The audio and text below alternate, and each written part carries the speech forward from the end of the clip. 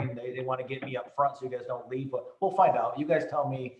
And that's a level of humor you're going to get in this session. So we're a bunch of insurance folks, so it's what you get, right? So I'm really excited to talk to you guys about an opportunity to get free access to some really slick OSHA record-keeping software. We've been partnering with different ABC chapters across the country, and I work with the fine folks at Sterling and working with your chapter to offer this as well. So part of this is to really go over the OSHA record keeping rules and why it's so important, and why ABC chapters across the country are really gravitating to this message. For those of you who don't know me, I am the founder and creator of OSHAlogs.com. The software, really slick. We built this about 6 years ago. Fill out one simple form, it does all your OSHA records. It'll populate your state's workers' comp first report and automatically generate all sorts of injury metrics and lots of other cool stuff. Just as we launched back in 2015, the federal government, in their infinite wisdom, said, hey, guess what? We're going to fundamentally change these OSHA record keeping rules. And you must now, as employers, digitally submit your injury data to us on an annual basis. So this poured the fuel on the fire of the importance of OSHA record keeping. And since then, we have thousands of employers using the system. And of course, whether we liked it or not, we had to become the experts in everything OSHA record keeping because it's our software, also because we're weird, we enjoy this stuff, and we continue to learn everything we can with OSHA record keeping. I assume you're not like me where you live and breathe this stuff. So my goal today is to save you some time and to save you some sanity so you don't have to learn and get as involved into this stuff as we are, and to help you learn about these rules, learn about how to stay in compliance, and in some simple ways that the OSHA logs and the fine folks at Sterling Insurance can help you comply with all of this. And because of your association with your ABC chapter, you're going to get free access to the software. This isn't just a shameless promotion of the software, so I want to say that. There's no cost to the stuff. It's just our way to give back. I'll explain that. I'm going to go over the OSHA record keeping as a whole. I'm going to talk about these recent changes, what you should be doing for 2021 and beyond. And of course, that involves what we should be doing right now. For us to comply with these latest rules that I've been mentioning, we first need to have some foundation in terms of what the rules were beforehand. Because with these new rules, it actually forced employers to figure this stuff out and to comply. If they weren't doing the old stuff, you probably can't do the new stuff. So since the early 70s, OSHA has for decades required employers to keep track of their injuries on various OSHA forms. Why? They want to know where the injuries are coming from in terms of industry, so they can put in training and regulations and different areas that they need to focus on to help with their mission to keep employees safe. The three forms, OSHA Form 301, the 300, and the 300A, they have different names. Call them the OSHA logs, the OSHA records, the OSHA forms. It's the same thing. We start with the first form, the OSHA 301. This is the injury and illness report in an individual. So one employee gets injured, one form gets filled out. It's one of the first forms OSHA requires an employer to fill out when there is an injury. According to them and their wonderful compliance rules, you must complete this within 7 calendar days of an injury.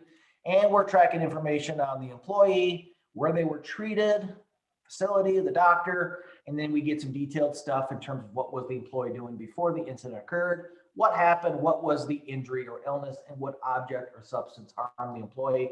And in the unfortunate situation somebody dies, we put the date of death on there as well.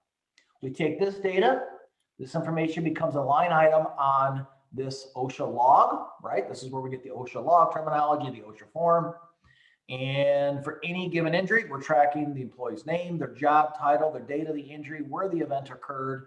We describe the injury or illness, the parts of the body affected in 50 characters or less, right? Because they give us all that wonderful space to do that.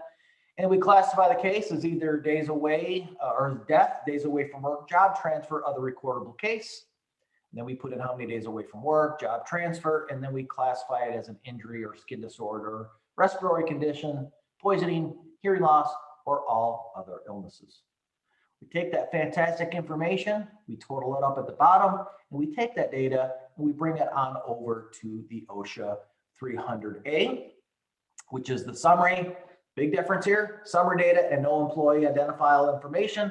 This must be printed and posted for employees to see from February to April. It must be signed and certified by company executive, officer of the company, must be an officer. That's one of the key compliance things that OSHA will look for. And so here's our first compliance thing to look at. If you don't have your OSHA 300 days up, this is a good opportunity to a reminder to go put them up. And if you don't have any of them and you need some help with this, we can help you along the way as well. You can just reach out to Scott and Brad after the session. Like I said, print and post from February to April. We're only doing that 300 day, not the 300 where we have identifiable employee information. I see that sometimes too. It's one of the first things an OSHA inspector will ask for if they come on site. Whoops, someone too fast there. Legally, you have 4 hours to produce them to an employer or to an OSHA inspector. You have to provide up to 5 years back. That's how much they can ask for. And I will tell you, I've got a few friends in OSHA here in Michigan and throughout their job as an inspector. And they tell me that how fast and the quality of the data that you present when they ask for that data really sets the tone for the OSHA investigation. So imagine if you're an investigator, you come to see an employer for whatever reason, and you ask for your OSHA records, and they say, yep, let me get them for you. They come back 4 minutes later, they're clean, they're organized, they're printed 5 years back, versus an employer going, what did you just ask them for? Oh, maybe I have to go find it. If you're not doing the OSHA records well, it gives them good indication that you're not doing the other safety stuff well also. So it sets the tone. For all of us, through the ABC, we work in the contractor world. If you've ever worked for a large general contractor, you may have also been asked for a copy of your OSHA records because they want safe subcontractors on the job, all things being equal.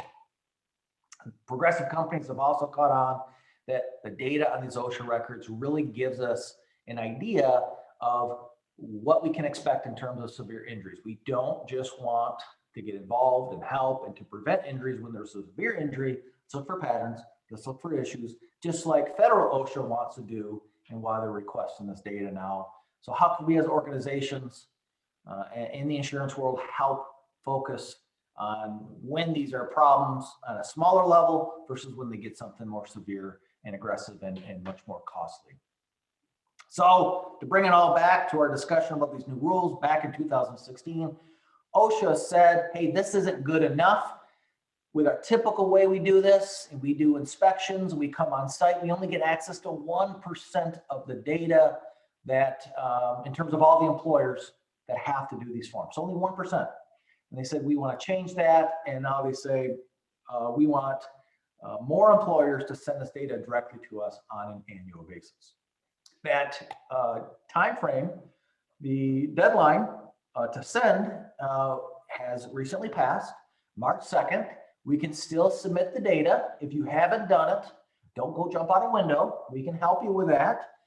Just like if you fail to submit your taxes to the federal government, to the IRS, it's better to submit them late. They very much appreciate that, and we can help you with that. We'll show you that here as we go through the rest of the presentation. If you don't submit, it gives OSHA the right to come do a comprehensive inspection. If they so desire, they have a database. They can see who did and who didn't submit. And if they come on site, they can levy a fine up to $13,000. They can also at that time do a full-blown OSHA inspection. So it's not just limited to that OSHA submission process. So it behooves you all the impetus to do it. You should do it. If you need help, we can help you with that. Where do we start with all of that? Well, to comply with these submission rules, we need to first decide who needs to keep these records in the first place, right? These forms, we specifically, there's certain employers do, certain employers don't. And there's two key criteria we must look at in terms of whether we have to complete them or not. First, it's the number of employees. So an employer in any industry who employed 10 or fewer employees during the preceding calendar year is not required to maintain logs during the current year. So that magic number is 10. All workers are included, right? So it's full-time, part-time, temporary employees, seasonal employees, and the question I get a lot, well, how do you count that? It is a slice in time. If you wake up one morning and you have those number of employees there at your workplace employed by you, you then meet that mark. It can be for one day. It doesn't have to be for, a certain amount of days. It's very liberal from that perspective. The second criteria has to do with your industry type. So OSHA says if you're in a certain industry type, you don't have to do the OSHA records. I will tell you, out of the thousands of industries that have to do them, there's only 86 that are exempt, and everybody, and I mean every industry in the construction world, must do these OSHA records. So I'm not going to spend much time on who is and who isn't, because in the construction world, you need to. There's no exemptions. How do you find your NAICS code? So the way it's all based on your North American Industry Classification Code system. It's a hierarchy system. All construction starts with the first 2 digits. But again, you guys must do that. The next thing we talk about is how to fill out these forms.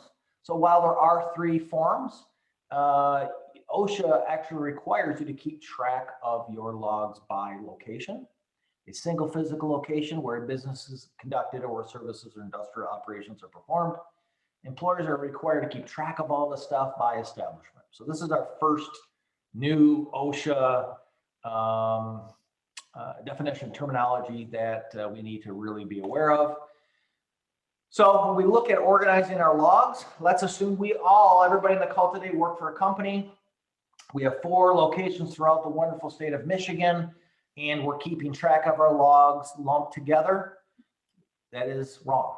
So OSHA actually wants us to keep track of this by individual location, by establishment, because their goal is to figure out which establishments are safe and which ones are not.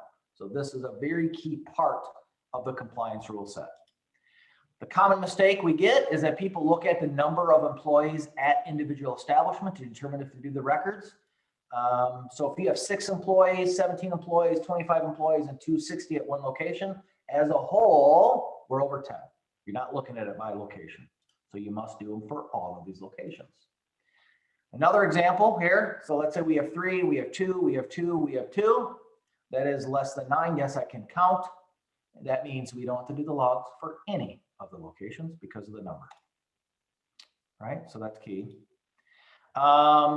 In the construction world, we get a lot of questions about, well, what about my employees? We don't work at one physical location. We look at some of the FAQs that OSHA gives us. As a construction company, we may have at least 30 different job sites during the calendar year. Do I need to complete a separate 300 and 300A form for each? No, I don't want to confuse you there. These are called short-term establishments. If you have job sites throughout the year that are less than 1 year, you can lump all of those incidents on a log just for short-term establishments, or you can link them to your main location. If you have a job site over 1 year, you need to keep track of that as an individual establishment. If you have any of those situations and you want to take us up on our offer to use the software that you get scholarship through the ABC in Sterling, we can help you set that up. But this is a key thing you have to be aware of, because as you'll see, the submission rules and how you submit the data is all done at the establishment level. So if you get it wrong from the onset, you can't comply with the submission process.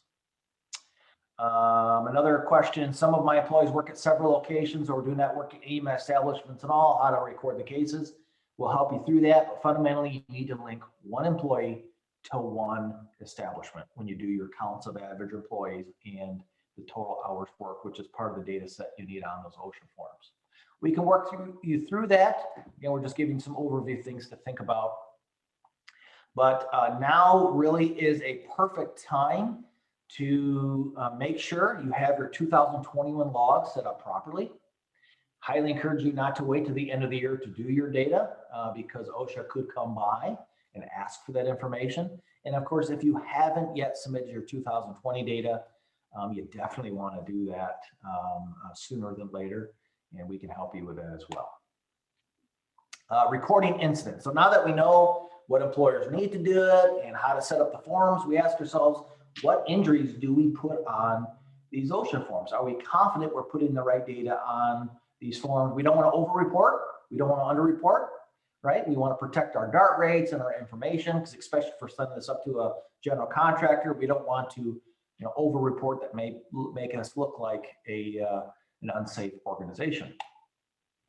So whenever I start this conversation, I always talk about the fact that OSHA records are designed to collect, compile, and analyze uniform and consistent data nationally. Workers' comp, medical coverage, and it's based on medical and wage coverage, and it's different from state to state. So just because it's workers' comp doesn't mean it's OSHA recordable, and just because it's OSHA recordable doesn't mean it's workers' comp. Doesn't mean they don't overlap, but one has zero impact on the other. So one of the key features of our software, OSHA logs, you can actually interact with our staff and the staff at Sterling. If you have an OSHA record keeping question, we help you answer whether it's recordable or not. But just know we get the question quite a bit. Hey, this is workers' comp, so is this recordable? And I say it has no bearing on whether or not it needs to go in those forms. But we remind you of that if you do reach out to us, and we can help you through that. There's a record keeping flow chart that you need to utilize. And so we go through it, right? So did the employee experience an injury or illness? Did the injury or illness, was it work related? Is the injury a new case? We could spend some time on those areas, but I will tell you it's pretty obvious whether those are yeses or nos. Where we get most of the questions are on this section here. Does the injury or illness meet the general recording criteria? And if that's a yes, then we record it. So what is this general recording criteria? They say if it involves one or more of the following: death, days away from work, job, work, or restricted work, or transfer to another job, light duty, or medical treatment. The first three, pretty obvious if that happens, right? If someone dies, if somebody's stay away from work, and if they had to be moved to a different job or light duty job. Where we get a lot of the questions is on what is considered medical treatment. We look to the government data and we say, okay, let's get some more definitions. This should clear up all the confusion, right? It's the government, they have all that fantastic information. And they say medical treatment includes the management and care of a patient for the purpose of combating disease or disorder. Okay, didn't help much, right? That's a pretty broad statement. But what we look at here, they give us exclusions, and that's really what we focus on. So medical treatment does not include three very specific exclusions. The first one has to do with observation or counseling. So let's say, again, all of us on this call today, we all are in the construction world. We're working on a job site. It's actually a chemical facility. We're working in the back to build something, right? We're building an extension. We're building something back there. And we find out the company has a chemical leak. And one of the things with that chemical that leaked is the injury could prop up later in the day. So they send us to the hospital for observational counseling to see if we were exposed and if we're going to get sick, because we don't know unless we get watched. That observation process, even if we get admitted to the hospital, is not in of itself a recordable, right? If you do get it and you do get sick, then it is, but just the observation process is not. The second one, which is a more common one that we may see, is just by sending somebody to go get an x-ray or a diagnostic procedure in and of itself is not OSHA recordable. So Scott's going to be speaking here in a little bit. Let's say Scott and I work together. Scott, he gets ornery in the morning when he doesn't get his coffee. He trips me in the morning and I say, gee, Scott, that wasn't very nice. And he says, I apologize. Let's make sure you're okay. Let's make sure you didn't sprain your ankle. Let's go up to the OCMED. They do an x-ray on me. I'm good. I'm fine. I may be mad at Scott still, but if I have no injury, it's not an OSHA recordable situation. Okay. You wouldn't do that to me, would you, Scott? Well, I know you're on mute there. You can shake your head. I know you wouldn't do that. You're a nice guy. Brad, on the other hand, I don't know. We'll find out. We'll see when he talks here. So the other one here is first aid cases. So if any of these happen, and this is what you're asking, if this goes on the OSHA log, I'm going to give you a big fat no. We'll get the questions on these a lot. I'll always refer back to, is this a first aid case? And we find them on the list. 14 of them, it's comprehensive. It doesn't matter who it is that does the treatment. It could be me, it could be Scott, it could be Dr. Oz. It doesn't matter the professional status. If it's one of these treatments, it's a non-recordable. So the first, using non-prescription medication at non-prescription strength, administering tetanus immunizations, cleaning, flushing, or soaking wounds on the surface of the skin, using wound coverings such as bandages, gauze pads, or butterfly bandages, using hot or cold therapy, using any non-rigid means of support, elastic bandages, wraps, non-rigid back belts, the drilling of a fingernail, the use of eye patches, removing foreign bodies from the eye using only irrigation or cotton swab, removing splinters or foreign material for areas other than the eye, using irrigation, tweezers, cotton swabs, or other simple means, massage therapy, drinking fluids, using finger guards. Yes, I know I'm going through these quickly because we have a very nice one-page sheet that we can get to you that can remind you of these. The last one here is using temporary immobilization devices while transporting an accident victim. Again, comprehensive in scope. And that is, again, you can always reach out to us. We'll always give you an answer, but just note that these are the 14. Okay, this little thing called a global pandemic that we've been having to deal with as well. COVID-19 cases are recordable on the OSHA log. OSHA gives us very specific information to look at to make that determination. Traditionally, flus and colds are excluded from OSHA record keeping. This is a different animal, so they are requiring employers to keep track of this. You do have to go through an extra set of criteria to determine if you need to add them or not. It is the case of confirmed case of COVID-19. Is it work related? And then does it involve one of those general record keeping criteria that we just reviewed? The key thing is it a confirmed case? It's not just that an employee thinks they have COVID-19, they need to have an actual medical laboratory confirmation. Where we get most of the questions is whether it's work related or not. So the employer, this is what OSHA tells us to do, must ask the employee how they believe they got COVID-19 while respecting privacy, right? They want to throw that in there. Review the employee's work environment. When there's little to no alternative explanation, the case is likely work-related. When several cases develop among workers who work close together, if they contract after lengthy close exposure to a customer or worker who has confirmed case, or if the employee's job duties include having frequent close exposure to the general public. Okay.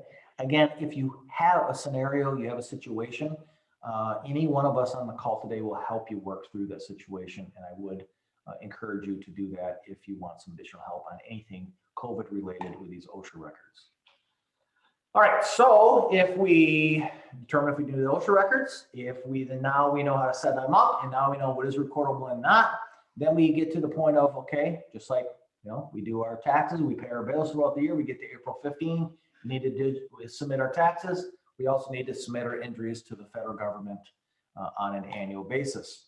Who needs to submit electronically?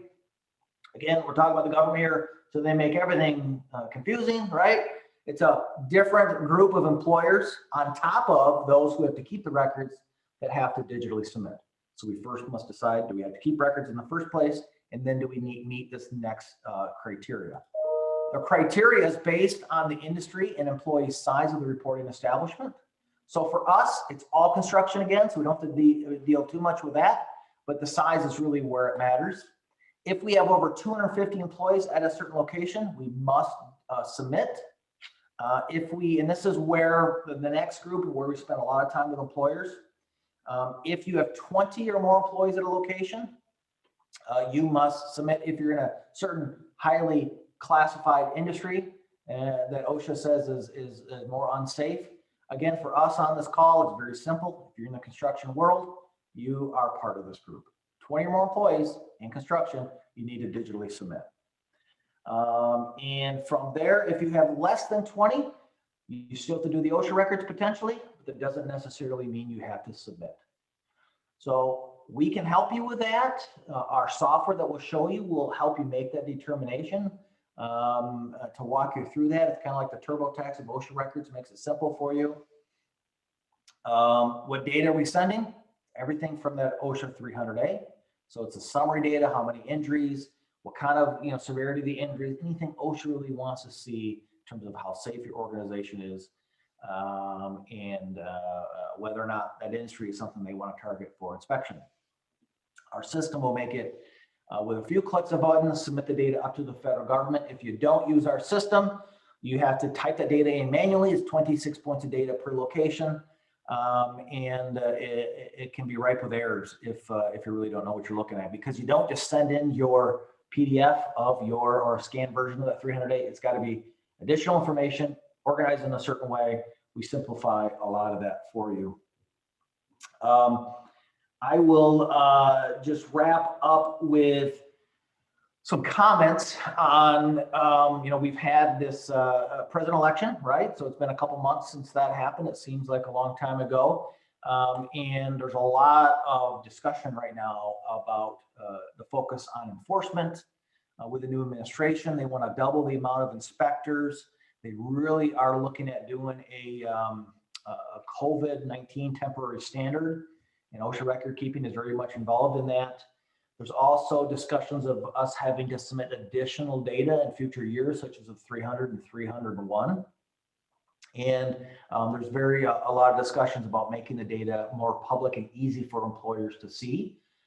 So the initial concept of all of this was OSHA wanted to make this public, and because they feel companies are want to protect their reputation. They want to use market forces to encourage people to promote safety. So with all of that, how can we help you? What you should do now? Now's the time to look through your data.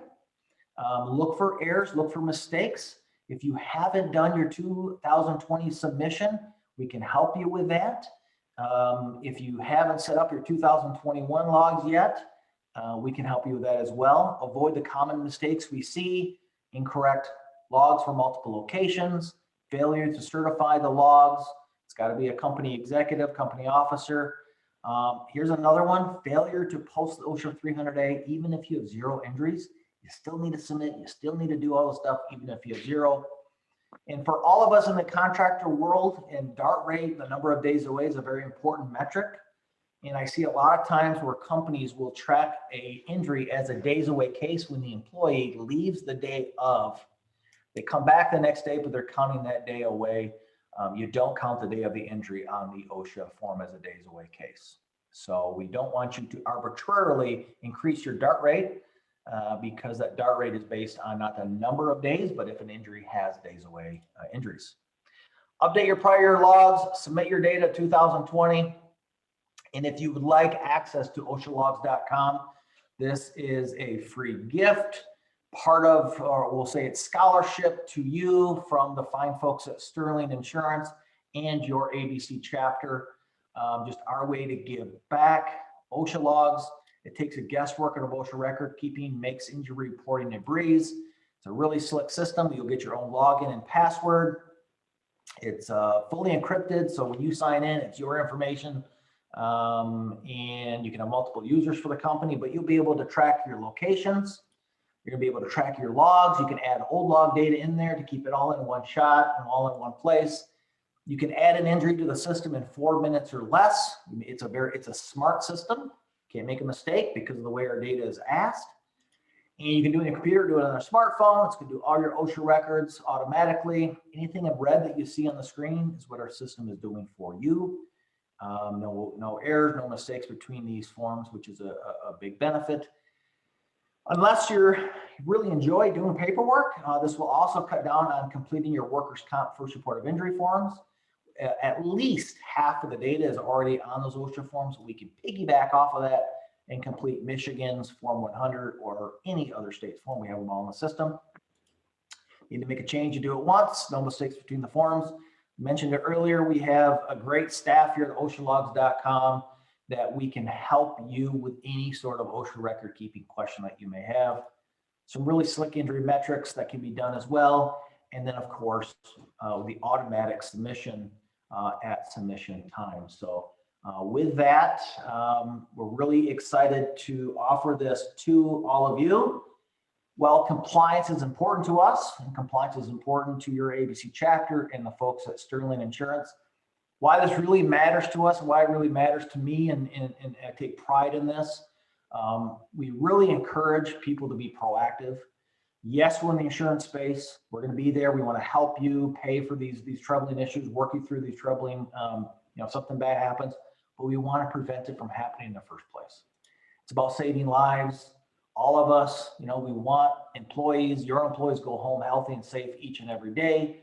We all have family members, and that's really what this is all about. If this is our small way to give back to the community, then we feel pretty good about that. So you can get access from the folks at your ABC chapter and Sterling by reaching out to Scott. I'm sure there'll be some other ways that they'll reach out to remind you of that opportunity. But with that, I'm 2 minutes over, so hopefully I did okay and you won't yell at me. But I think hopefully everybody got some good feedback there. Perfect. Thank you, Dustin. I am going to go ahead and start sharing my screen. If it lets me, there we go.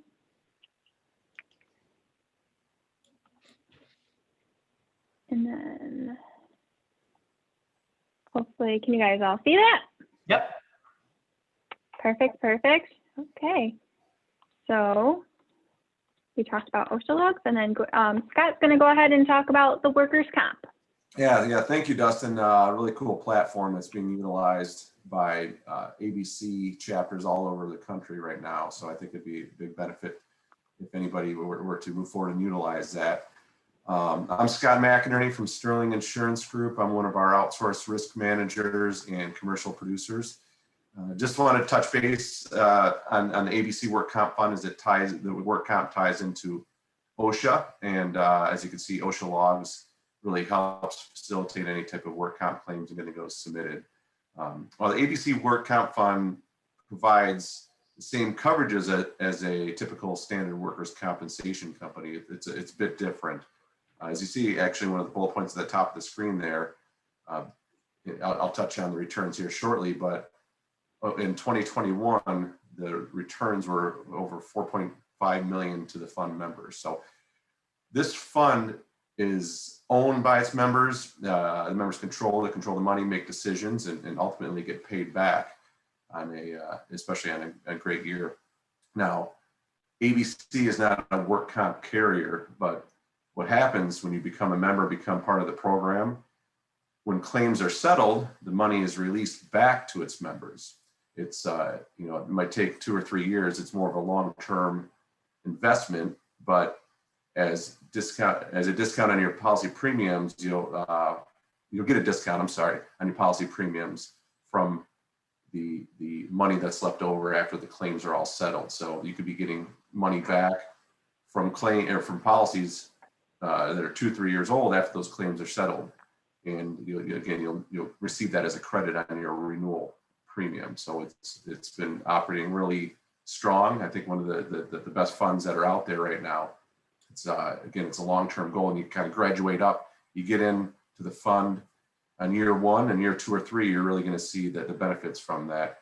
But however, the premiums are still competitive even in year 1 compared to standard carriers. We represent 15, 20 different standard carriers, and the ABC Work Comp Fund premium is, give or take, right there at the same premium level. So it's not as if you're getting gouged in year 1 and then you're going to make up for it in the following years, but you really get some big benefits by being in it more long-term. And a couple of more highlights with the fund is that it's also protected. Even though you're a member and it's owned by the members, if there's some crazy years where there's multiple claims on the work comp side, the fund's not going to go dry, and the members are not going to have to start paying out of pocket.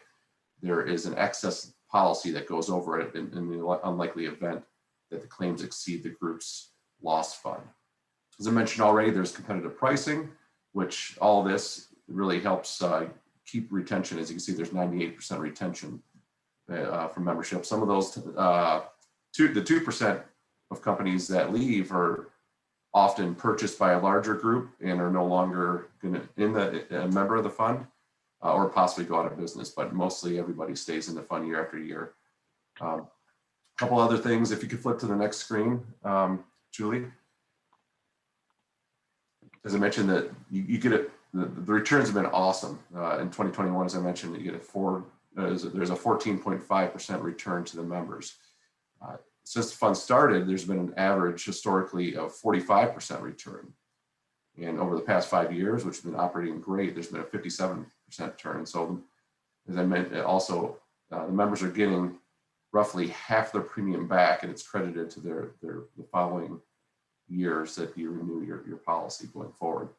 One other big thing that we really push to our clients and the members, and we love, is the fact that they have great loss control, which complements what we do at Sterling Insurance Group. At Sterling, we try to be proactive with our clients and take a deep dive into their safety programs and utilize our process to enhance or implement new policies and procedures to make sure that they have long-term safety controls in mind. The ABC Work Comp Fund has dedicated staff that has loss control reps that specialize in the construction industry. And they also offer OSHA 10 and OSHA 30 at a reduced cost. So they're really trying to do their best to keep the claims low for the members, which in turn is going to be more profitable at the end of the policy term, which runs May 1st to May 1st of every year. Even if you decided you want to look into it mid-year, you can do that. For instance, if your policy renews on November 1st, we could write it for a short-term policy from November 1st to May 1st of the following year. Then the policy would renew May 1st to May 1st, moving forward from there. So you can look at it at any time. We'd be happy to take a peek at what you currently have, give you a quick quote, and see if it makes sense to move over and start now. And as I mentioned, it's a long-term process, and you really start getting dividends on it literally as you grow and with the fund and move forward. So didn't want to take up too much time on that. I'm sure a lot of you already deal with workers' compensation and know a lot about it, but I'm happy to answer any questions about the fund itself, or you could shoot me an email later on today or in the near future, and I can answer any questions or get you options on workers' compensation. But one thing we wanted to discuss today is another benefit ABC members have, and that's the healthcare trust program that you have an option to via ABC membership. And Brad Riches will take that discussion over. Thanks so much, Scott. It's a pleasure to be with everybody today, and this is quite a unique opportunity. So through the Builders of Michigan, we have two different options that are available, both through Priority and McLaren. But before we get started, it's very unique in the benefit space specifically, that we are bred as consumers to shop. And with benefits, it is very different because the rates are the rates. The demographics of your group, where you're located, what you're doing as a nature of business, et cetera, are all similar. So you might be, we're taught to talk to multiple people, but in terms of benefits, whether you're quoting with our agency or your current agency or another third agency, et cetera, that these rates, X equals X equals X. So it's only the services that we deliver behind the scenes and the ideas of looking at differences that make us unique, except for the Builders of Michigan Health Trust. This is something that is unique to the ABC members, that this is a different option. So when we're looking at Priority Health and McLaren, for example, this is different than the street rate that you would get through Priority. What does this mean? Not only is it exclusive pricing, but for many of the ABC members that we've talked with, you could have less than 50 employees. So when you're looking at that health insurance rate, you will see age banding, from 18 and up. You will see specific ages. Because this is a trust program, this is treated as a large group, which does make it easier.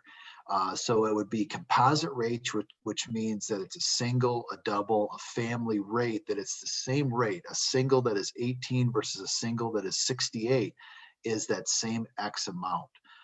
So in terms of budgetary, it makes it a lot easier, along with potential contribution discussions. So that in and of itself can make it easier to administer the plan. These trust plans, they do require 5 enrolled. The paperwork is extremely minimal. So if you've changed carriers in the past, there's a lot of different documentation that can be required. This is down to just a few simple forms. It's not all of the common control letters and tax documents that you could be used to, that it is much more streamlined. Also, there is no medical underwriting required, so they're not going to ask for forms to be filled out by your employees on medications that they're taking, height, weight, tobacco uses, etc. It's very, very simple. If you can flip it, there we go. We've got under priority, there are 6 current options. And you have the option of picking and choosing multiple plans, and don't let this part overwhelm you. We have a fairly simple process that we can help you with it by looking at what you have today and then matching up to the current best platform that is available through the Builders of Michigan Trust. We can compare these different options. There's multiple different plans, what we would call traditional options, like the first 2 on the left. We have a very standard deductible. These are first dollar benefits where we've got office visit co-pays, etc., first dollar drug expenses. And then we do also have HSA plans. So they are definitely becoming more and more popular based on what you are offering today. We can find multiple different options that are available. And for many that we've talked to in the past, you might have 1 or 2 plans. You in essence can have 3 different options. It doesn't make sense sometimes. So we kind of want to look at what you're doing today. What are the goals? What are the contributions? And then we can help come up with a game plan in terms of what's available. Next slide, Julie. So not only with the builders, but we obviously can represent everyone that is outside of it. So on your behalf, we can go out to priority directly, compare it against the trust. Every group is rated differently based off of your demographics. For those that have a higher average age, the trust can make a lot of sense. We just spoke with one recently that has a lower average age, and in that case, it makes more sense for them to have a standalone policy. But we can do that analysis for you. It's, just like in your industry, it's all about bids. We want to bid on the job. We can do that same thing, know for sure whether that option makes sense or not. And really it goes beyond that, is are our plans set up properly? And when we get into this, Scott and I will sit down with potential employers and start to dig deeper. So beyond the trust, what are we doing in terms of ancillary and voluntary plans, dental, vision, life insurance, disability, EAP, all those different options? Are we doing the best that we can? And even some of those solutions can potentially not cost the employer anything. It can be extra bolt-on items that we will actually provide as being partners. We can get very creative with life and disability. We've assisted a few employers recently that, this job market is pretty tough. Everybody's looking for good people, and we're even settling for bad people, right?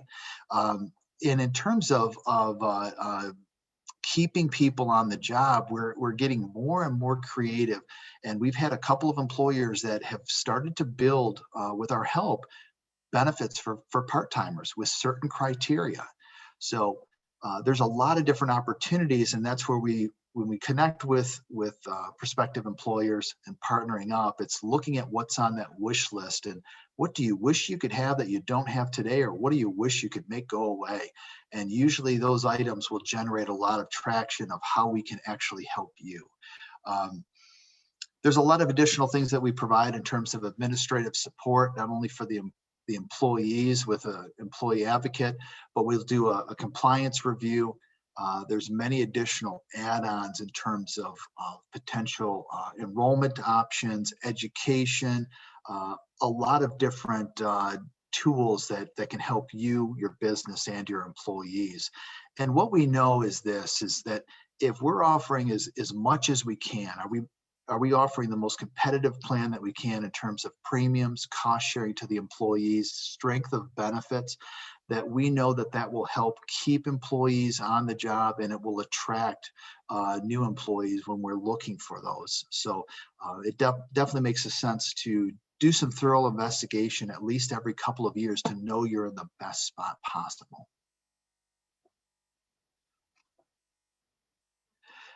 So it is a fairly simple process. Both Scott and my information is on this page, and you can send over a current invoice of your health plan, your dental, your vision, etc. And if you have a summary of your coverages, maybe you've got an employee booklet that you're handing out, or you've got summaries that are attached on a payroll site or an intranet site, etc. All we need is some basic information. You can send over that invoice and summary, and we will look right at the plans and be able to tell you fairly quickly what that looks like. If you don't have coverage, we met an employer recently at one of the other ABC chapters that just has not gotten that first step going. And sometimes that is the hardest step. Where do we start? We have no idea what we're talking about in budget, what employees will contribute into the plan. We can help you with that process every step of the way. So don't hesitate to reach out to either one of us or both of us, and we can help take that next step with you.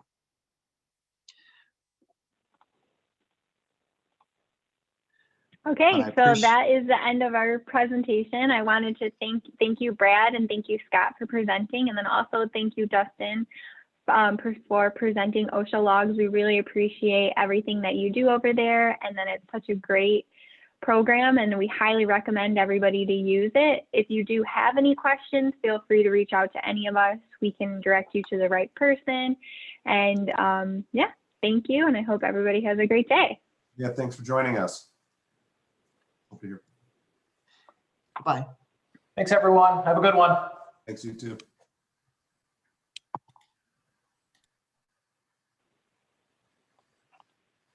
Julie.